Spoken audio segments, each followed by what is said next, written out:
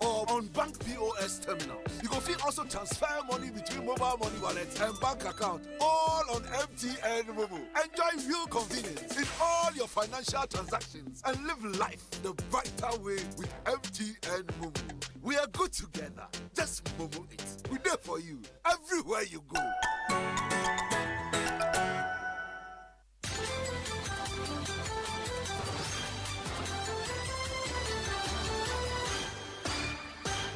Live from digital address GA099334, this is the Midday News with me, Bernice Abubeidulansa.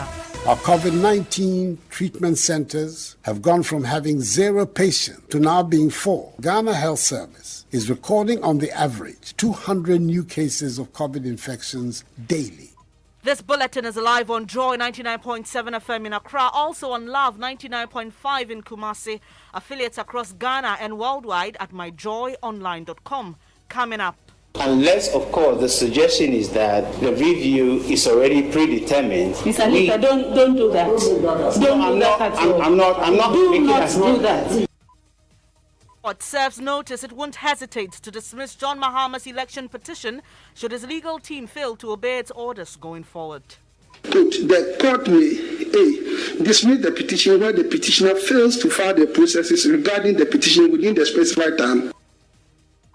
Latest as the justices expressed concern over the failure of Mr. Mahama's team to file witness statements, and with rising calls by health experts for government to impose another lockdown as COVID-19 cases continue to rise. We'll hear from an economist on the impact a second lockdown will bring. We'll also hear from a frontline health worker who's lost patience to the virus and seen many endure the excruciating pain battling the disease. It's not easy. We are also breaking our backs. So please, Ghana, let's try and max up. And in sports, Asante Kotoko may not be making any signings when the transfer window opens next month. I'll tell you why when I join you much later with sports. And the Aviation Ministry rejects decision by British Airways to change destination of London-bound flights from the Heathrow Airport to Gatwick Airport. This is something that needs to be negotiated. It is not a unilateral decision that has been made by British Airways, and they expect us to be able to sit back quietly and take what they put on the table for us. We've got details as the ministry warns it will take what it calls a reciprocal decision on behalf of passengers, and later President Akufo-Addo joins hundreds who continue to throng the International Conference Centre to pay their last respects to former President Rawlings, amongst them former Supreme Court Judge Justice Atuguba. A live update on what's happening at the Accra International Conference Centre. Thanks for making time to be with us. We are home of independent, fearless and credible journalism.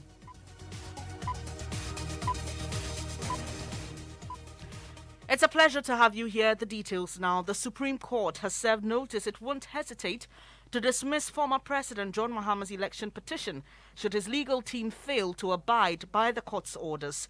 This was after a member of Mr. Mahama's legal team, Thony Letha, informed the court they had opted not to file witness statements as ordered due to pending applications they had filed. Mr. Mahama is in court seeking to set aside the December 7 election results. The trial was to take off today as the court ordered parties in the case to file their witness statements before hearing. Mr. Letha this morning explained to the court why his side failed to comply. Subsequent to the order, we filed an application for stay of proceedings, and there is a genuine concern that that application would be undermined if we took fresh steps in the matter. And that is the reason why we have not filed it.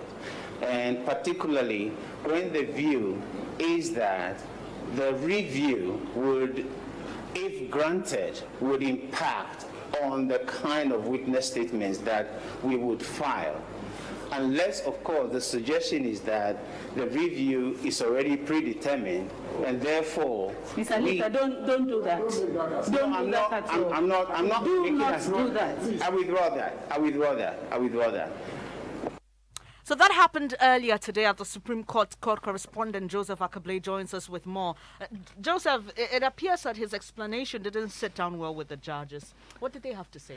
In fact, a number of them, Justice Apel, Justice Mafusau, and Justice Getru Tokonu, and the point they kept making was to the effect that the fact that you have filed a stay of proceedings does not mean that you should not comply with the court's orders. Are you saying that in case your review application is refused, you will not be able to file witness statements? Is that what you are saying? Oh, then we would file without incorporating the issues that we are seeking the review for in our witness. Then why not comply with the order of the court? File your witness statement. In case your review is granted, the rules permit you to file supplementary witness statements if you have any. Why are you refusing to obey the orders of the court? And meanwhile, you want us to hear your applications.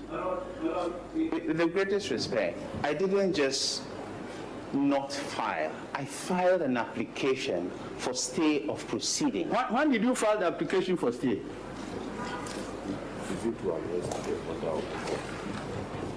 It was filed on 21st. When? 21st of January. How did we make our orders for you to file your witness statement? The orders and the legal objection. When did we make those orders? Well, that was made on the 20th, the day before.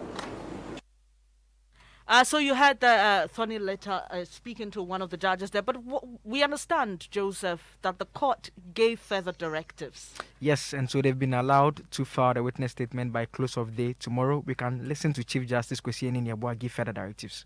It's referred to the following rules of court. Rule 69C4B of the Supreme Court Rule CI 16 as amended by CI 99, which reads, quote, the court may A. Dismiss the petition where the petitioner fails to file the processes regarding the petition within the specified time, or B. Hear and determine the petition where the respondent failed to file their answers or the processes regarding their answer within the specified time. Indeed, this position in the procedural rules of the Supreme Court relating to presidential election petition is echoed through the different hierarchies of courts in current case management structure and will not be compromised. Order 32, Rule 7A, Sub-Rule 3 of the High Court Civil Procedure Amendment Rules 2004 CI 87, which governs trials in the High Court, has a similar provisions as follows.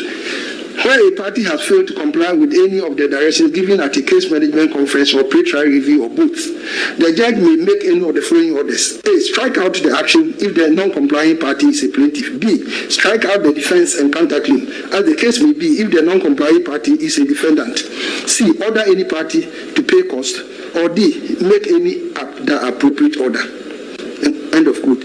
The petitioner is again directed to file his witness statement on the matters raised in his petition and other pleadings, and his response to the preliminary objections by close of the day on Wednesday, the 27th of January 2021, failing which this court will proceed to invoke the sanctions imposed on this court by the rules of court. The petition is thus adjourned to Thursday, the 28th of January 2021 for hearing. Chief Justice Niniabua, Joseph, how have the legal teams been reacting to what happened in court today? Let's start from President Akufo-Addo's team. Frank Davis, a member of the team, insists that the petitioners are simply not ready to prosecute or put across their case. This has been occasioned by the intransigence of our colleague lawyers for the petitioner. As was to be expected, the petitioner flatly decided to disobey the orders of the court and was openly defiant even this morning. And as lawyers who attend to court regularly, we need to exercise a little bit of restraint in the choice of our language. It's very important. The one who brought the petition is delaying the trial. What can we do as lawyers on the other side? They are screaming that justice is being sacrificed on the altar of expedition by their conduct this morning. Do you think they want this case to be heard rather hurriedly? Don't blame it on us. When they come, ask them questions. Don't blame this on us. So you heard that Frank Davies, he is a member of President Akufo-Addo's legal team. Joseph, just in wrapping up this, tell us what the reaction of Mr. Mahama's team was. Dr. Dominic Ayine, who spoke on behalf of the team, he disagrees and he insists that every application they make is backed by law, and they simply took a different view from what the judges did decide today.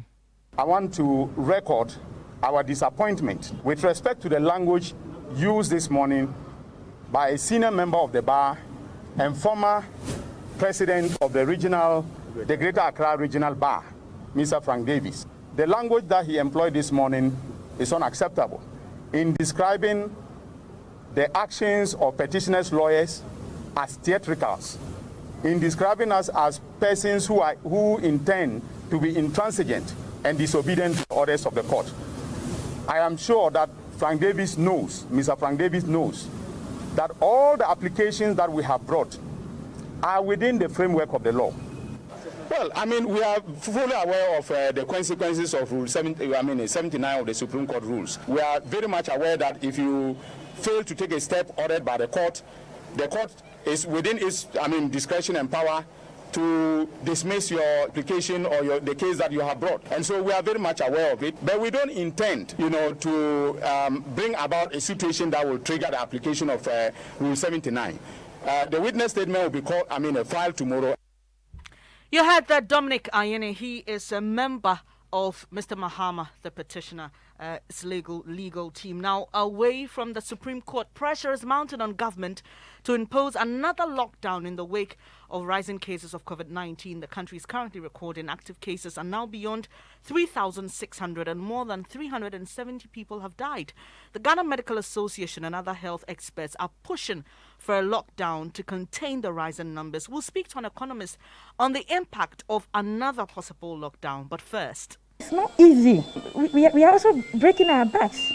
So please, Ghana, let's try and max up.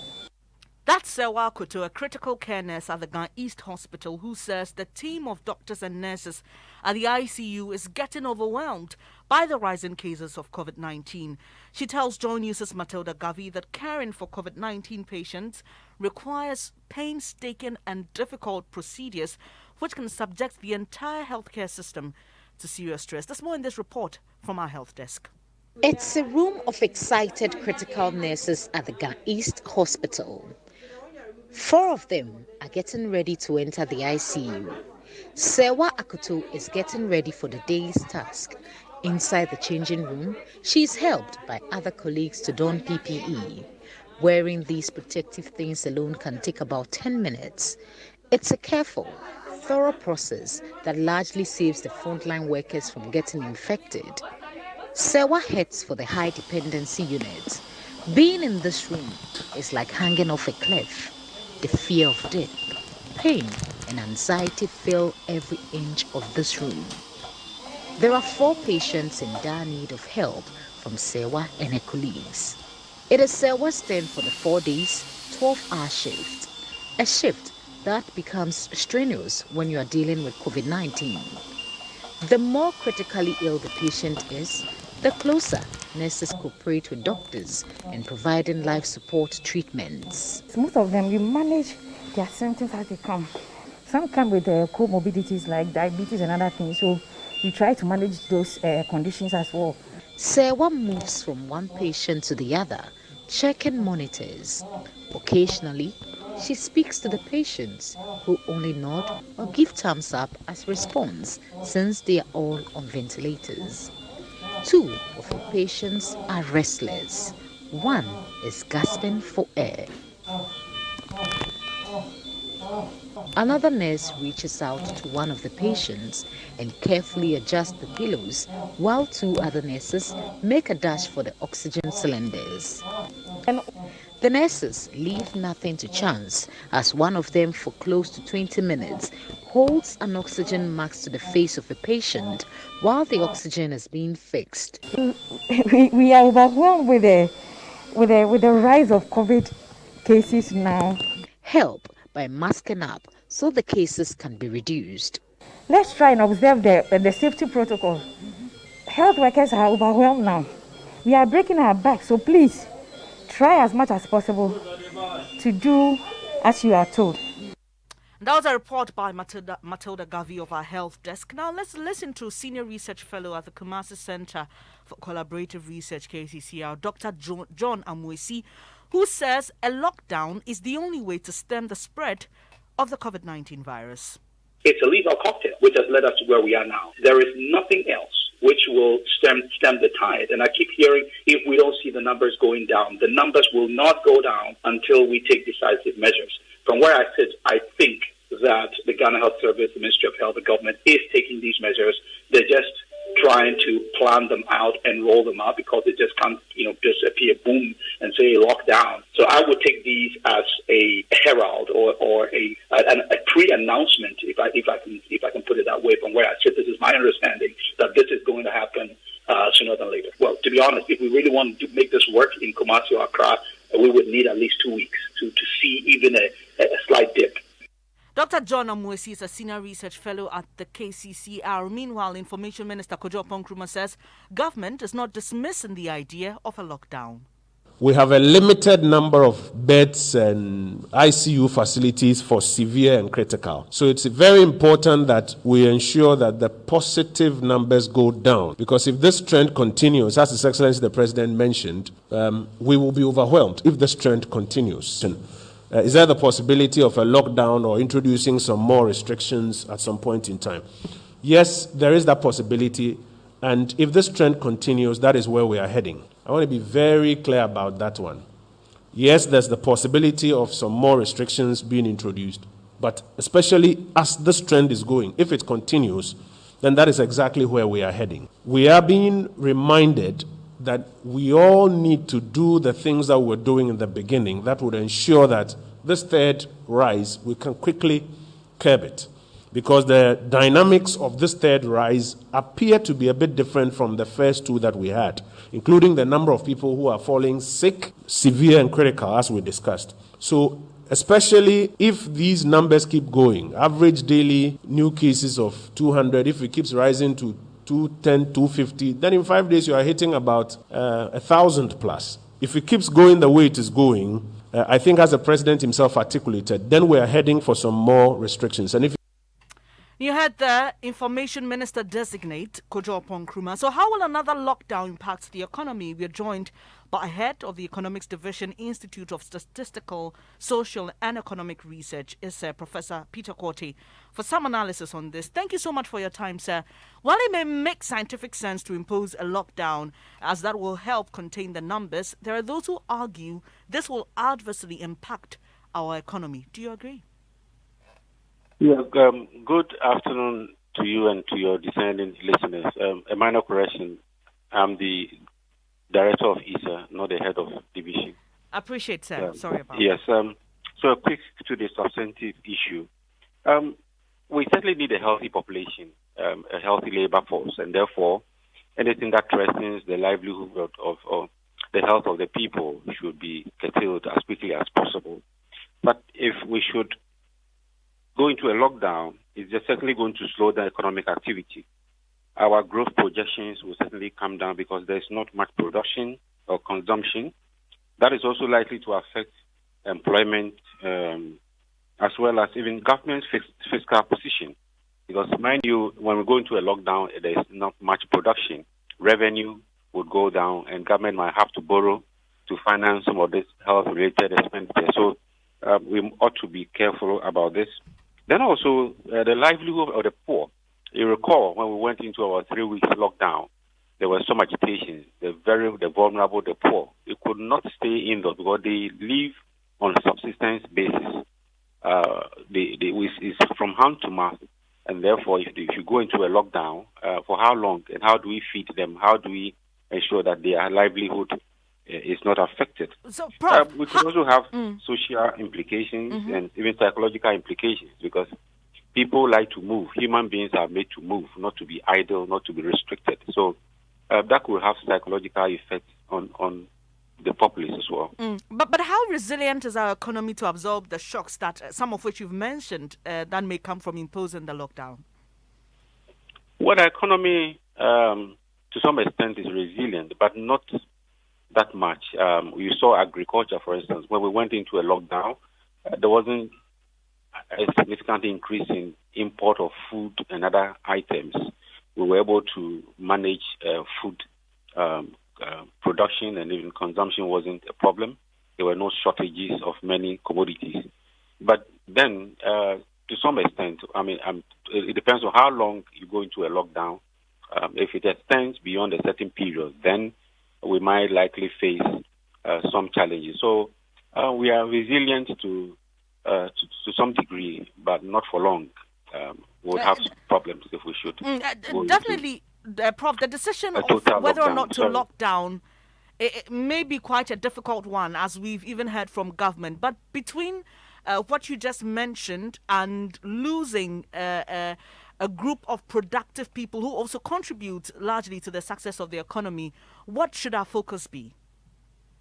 I think immediately I would expect some partial restrictions, in the sense that, for instance, the funerals and some of the parties and other activities. We could restrict the numbers at the moment, because that is the source of some of these challenges. And also enforcement of the rules. We've seen the police go out for people, but they cannot keep them. We don't have the facilities to even keep. How many people can we keep? How many cells do we have? I think the penalty is quite punitive and it's not working. We may have to revise that quickly. A spot fine of about 50 cities or 100 cities, I believe, is punitive enough to stop people from disobeying the protocols. I appreciate your time this afternoon. We'll have to end it here. Professor Peter Korte is Director of the Institute of Statistical, Social and Economic Research, ISA. Let's stay a while on COVID, because throughout this pandemic, the use of high-concentration alcohol-based sanitizers has been strongly recommended. But as cases of the virus begin to increase in Ghana, a university professor says the inclusion of hydrogen peroxide in the prevention and management of the virus could potentially save many lives. A number of health professionals have agreed with this study. But how do you administer it? Listen to Dr. Kwamina Sego, virologist at the University of Ghana Medical School. If you gargle and there are any of the viruses attached to your epithelial cells in your upper respiratory tract, which have not established an infection, or which have even established an infection and are coming out to try to spread, that hydrogen peroxide will inactivate them and reduce the amount that are likely to spread further down into your lungs or further spread in your respiratory tract. So what we're recommending is that 3% is harsh. What we're recommending is for you to use just 1% to gargle. 1% meaning that if you take 1 part of the hydrogen, most of the bottles on the counters are 6%. So if you take 1 part of it, you add 5 parts of water. You swallow the substance. What's the danger? It can give you irritation in your stomach because of the nature of this thing. So the idea is that the reason why we are recommending that you should reduce the concentration to 1% is to be able to take care of the possible irritation. But you are supposed to gargle and pour out. Dr. Kwamina Sego is a virologist at the University of Ghana Medical School, speaking to Mama Viewusu Abuaje earlier on the AM show. Let's head to Parliament, where only 1/3 of MPs will be made to enter the chamber to participate in parliamentary proceedings. The rest will join via an online platform, and that's part of plans by leadership of the House to reduce the risk of spread.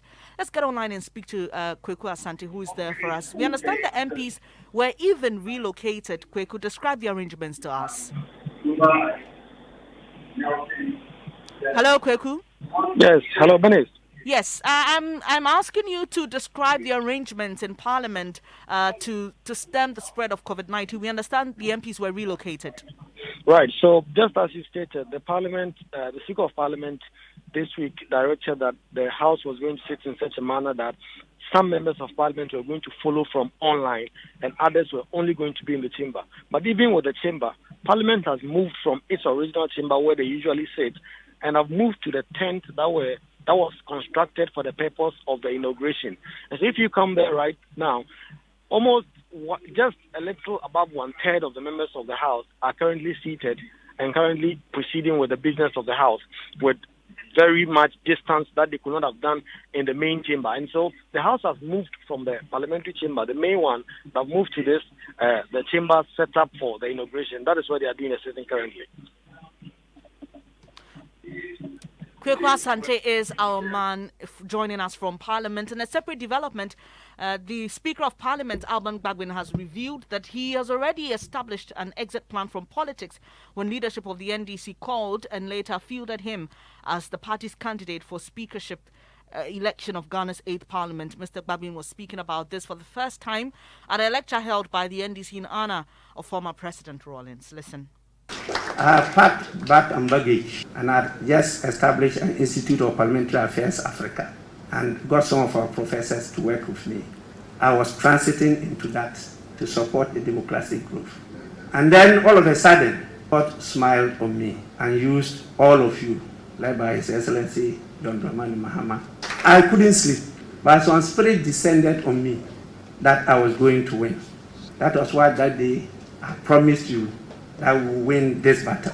And I want to assure all of you again that the God who started all will accomplish it.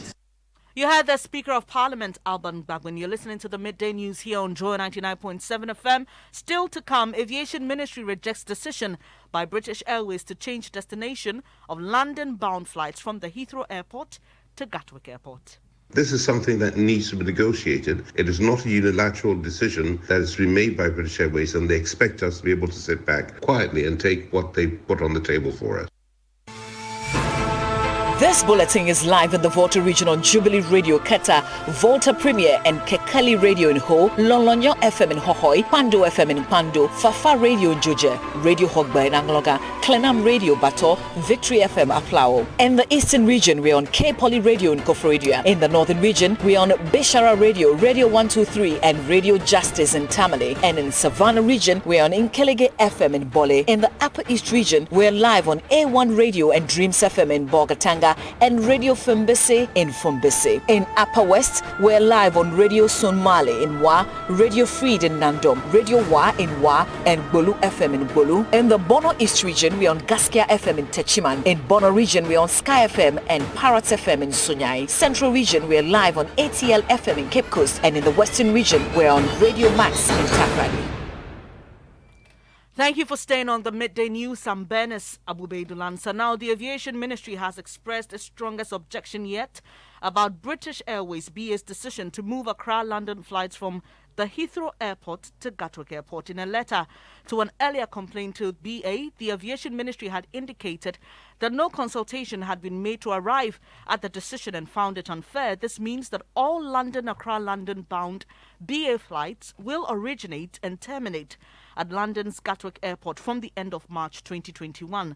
In a letter signed on January 20, 2021 and cited by Joe News, the ministry further added that even the Boeing 747 aircraft that was used for several years to serve Ghanaian passengers was unsuitable and visibly old, and several complaints about the aircraft were deliberately ignored. On the back of these, the Aviation Ministry said it will not condone the latest determination by the carrier and is ready to back its position with some action. Here's a member of the Aviation Sector Advisory Board, KK Apiedu. Some could say that if it's not handled well, we'll end up hurting ourselves. But I think we've been in this position for far too many instances where we back down and the multinationals have been able to take and do whatever it is that they wanted to do. This is a very good route for British Airways, undeniably one of the best that they have. And it's been going on for the last 70 years. And I don't see why at any given point we now have to be able to take a back seat to the demands of British Airways. This is something that needs to be negotiated and needs to be talked through. It is not a unilateral decision that has been made by British Airways, and they expect us to be able to sit back quietly and take what they put on the table for us. KK Apiedu is a member of the Aviation Sector Advisory Board. It's now time for sports here on the Midday News. Kumasi Asante Kotoko have been fined 207,800 Ghana cedis by the Player Status Committee of the Ghana Football Association over petitions from 4 former players. The Player Status Committee were consulted by Matthew Kelvin Ando, Abbas Mohammed, Evans Owusu and Stephen Tete regarding the club's unilateral termination of their contracts. The petition, submitted by aforementioned players, outlined outstanding salaries and signing on fees by Kumasi Asante Kotoko. The committee fined the Porcupine Warriors guilty for abusive conduct after excluding the players from their squad and denying them their fundamental rights of training with the team. A 14-day deadline has been placed on the sanction by the Ghana Football Association, and if the Porcupine Warriors fail to pay within the time frame, they will not be able to register any new players domestically for one registration period. Away from the local scene and to England, where German coach Thomas Tuchel is set to fly to London from Paris to complete his move as manager of Chelsea. He's expected to sign an 18-month contract plus 1-year option either side can activate. With sports then, President Akufo-Addo, his vice Dr. Bawumia, former Presidents Ajekum Kufuor and Mahama, current and former Speakers of Parliament, have been paying their last respects to former President Rawlings today. The President led a procession to commiserate with the bereaved family while filing past the body at the Accra International Conference Centre. One of those who filed past today is former Supreme Court Judge Justice Raymond Atuguba. I believe that he came into the arena of governance with the sole purpose of serving Ghana genuinely and to the best of his ability throughout his life. So we all know how Ghana was before he came onto the scene. You heard the former Supreme Court Judge Justice Raymond Atuguba, and the final funeral rites continue. Members of the diplomatic corps are filing past his body now, and tomorrow the burial will happen. We'll bring it to you live here on the Joy News channel on television. It's now time for entertainment with Matt. And in entertainment, Bernice, the management of gospel musician Joyce Blessing has reacted to the alleged prophecy, which included an order from prophetess Cecilia Mafo to the musician to return to her husband. At the moment, she's going through a lot. I can assure her fans that she's strong. I think that as professionals as we are, we've all been in this game for over decades. If one artist is on the platform and is not done performing, and another artist just jumps on it and take a microphone from the performing artist on the stage, I think it is something that everybody should frown upon. We should all discourage that attitude. It's not so professional. Okay. And that's it for Showbiz, Bernice. Thank you, Maps. And that's it for the Midday News. Thank you so much for your company. We are home of independent, fearless and credible journalism. Our top story, Supreme Court serves notice it won't hesitate to dismiss John Mahama's election petition should his legal team fail to obey its orders going forward. There's more news when you log on to myjoyonline.com. Do stay with us. Pastor Menso Table is next with Living Word. Look at you. The big boss. You know they hear. You know they fear who? Until somebody says